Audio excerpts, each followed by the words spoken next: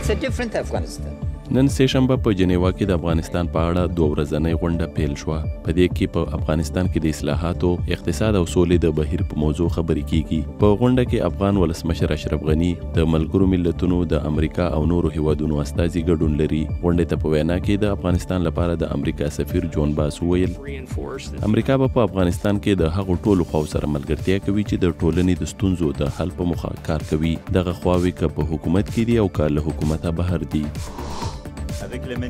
د فرانس ولسمشر ویلي دغه هیواد د انرژۍ په اړه په خپله تګلاره کې بدلون نه راولي.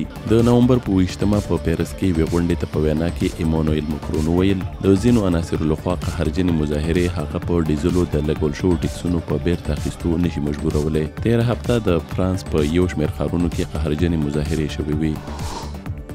د هند په شمال ختیځ میرزورام سیمه کې د نړۍ تر ټولو غټه کورنۍ اوسیږي. دا 181 غړي لري. د کورنۍ مشر یې 83 کلن زیونا دی. هغه 29 ښځې، 94 بچي، 14 زومن او 33 نوسي لري. دوی ټول په یو کور کې د یو چت لاندې د یو بل سره په سوله او اتفاق ژوند تیروي.